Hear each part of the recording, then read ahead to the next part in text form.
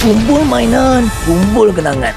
Selamat datang ke video SM Collector bersama saya, Amir Zuhair. Hari ini kita akan fokus bahagian kenangan. Enjoy. Aduh, kebosanannya. Macam biasalah.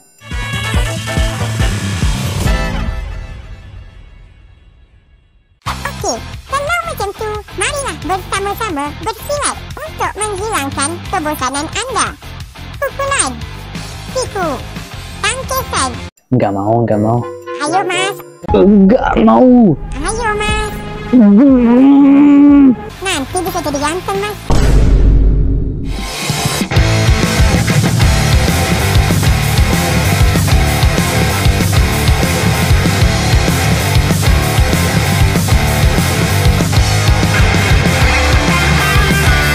Five hours later. Aduh. Kalau aku enggak gantung juga, aku silat kucing. Capas anak muda, capas. Tapi kalau masih bosan juga, tengoklah cerita yang Iya, senang cerita. Aku tengok cerita bobo-bobo je. Senang.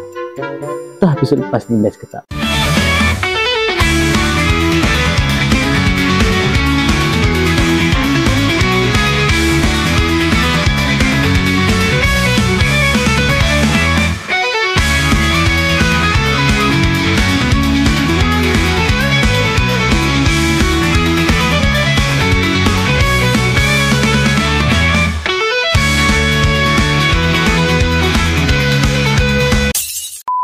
Okey, saya baru je tengok Bobo Boy musim 1 episod 10 dan memang jujur saya cakap, ini episod yang paling bosan setakat ni. Sebab apa bosan? Sebab nothing really happen. Nak kata episod filler pun macam tak kena. Episod kali ni adalah pasal probe dan komputer jawab fan mail Bobo Boy. Itu je. Basically a recap episod di mana babak-babak sebelum ni akan ditunjuk semula sambil menjawab soalan yang diberikan oleh peminat-peminat Bobo Boy. Memang masa kecil dulu saya agak benci sikit episod ni sebab since nothing happen, memang terus kena buat kerja sekolah. Padahal nak tengok TV, memang geram. Lepas tu saya tak tahu kenapa episod yang inilah yang saya banyak kali dapat tengok. Kalau episod 6 yang best tu pasal Bobo Boy Halilita, memang sekali dua je dapat tengok di televisyen. Malang betul nasib masa budak dulu. Tapi episod ni ada jugalah dia punya babak-babak yang menarik. Antara salah satu babak favourite yang sampai sekarang saya ingat adalah apabila peminat bertanya, kenapa episod Bobo Boy ni asyik ulang-ulang? Lepas tu boleh pula terbakar surat tu. Si Pro pula move on kepada soalan yang seterusnya. Memang kita geram dengan terhibur lah pada masa yang sama. Selain itu, dalam episod ni, kita juga dapat tahu apa yang terjadi pada Multi Monster lepas tolong Bobo Boy. Dan juga apa yang terjadi dekat Papa Zola lepas dia bertarung dengan raksasa tidur.